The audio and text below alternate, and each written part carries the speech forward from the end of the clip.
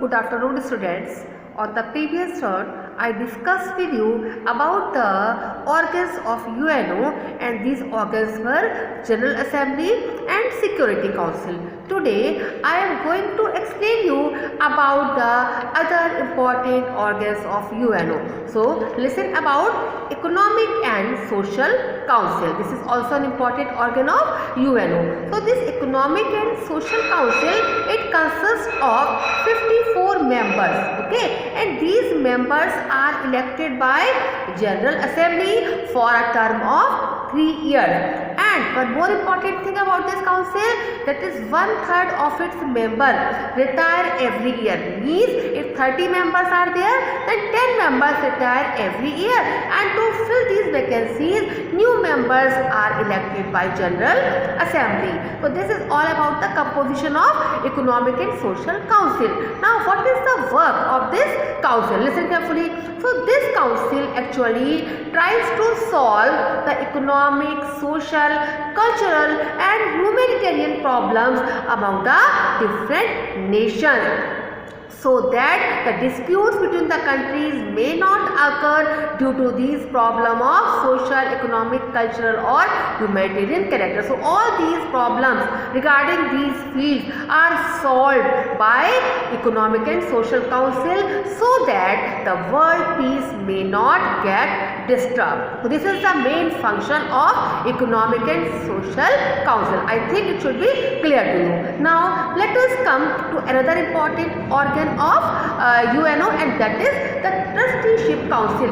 Actually this Trusteeship Council, it was established for the better administration of those territories which just were in possession of some countries like Germany, Italy and Japan. Mean to say, after the Second World War, many countries, they were not independent. They were in the possession of Germany, Italy and Japan. So for the better administration of these countries, for just making these countries independent, the responsibility was given to Trusteeship Council. Now all the countries, maximum countries, have attained their independence by the year 1994. So the work of this Trusteeship Council is over. So it is just no more there. Now the most important organ of UNO is International Court of Justice. So listen carefully about this International Court of Justice. This International Court of Justice, it consists of 15 judges, and who are jointly elected by the General Assembly and Security Council. Means these 15 judges of International Court are elected jointly by whom? By General Assembly and Security Council. The number of judges in International Court is 15. Okay. Now these judges of International Court are elected for a term of 9 years. Okay. Now no two judges should belong to one country. Means these 15 judges belong to 15 different countries, and a retiring judge can be re-elected. Means if a judge gets retired, he or she can be re-elected also. The headquarters, the most important just point to note about the International Court of Justice, where it is located. So this International Court of Justice is located, the headquarters of this International Court are at Hague in Netherlands. Okay. In your book somewhere it is written Holland. So Holland is not the correct answer. At Hague in Netherlands it is located. You have to remember this.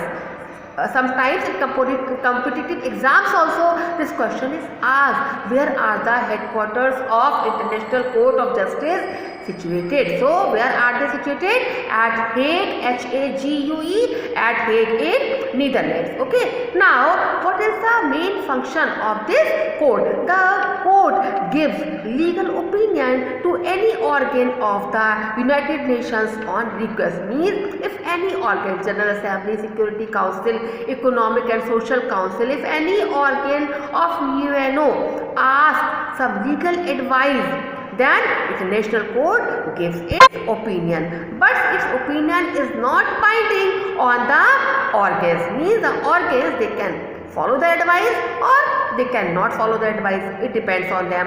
Then this court also decides legal matters between the two different countries, but it can do so only when both or all the contending parties agree to bring the issue before the court. Means if two or more countries are at dispute, then this international dispute will be solved in international court. But the condition is that the countries who are at dispute, they should just bring their case to this international court.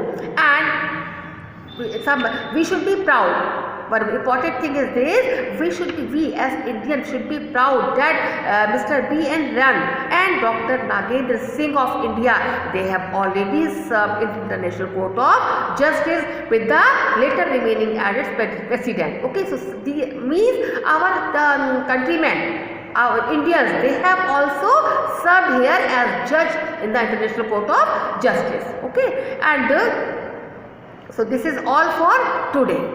And in the next video, we will discuss some just specialized agencies of UNO, and about the secretariat also I will tell you. So go through this video and send your queries. If any just a particular point is not clear to you, you can send me individually. I will just give the answer, or you can wait till the next turn.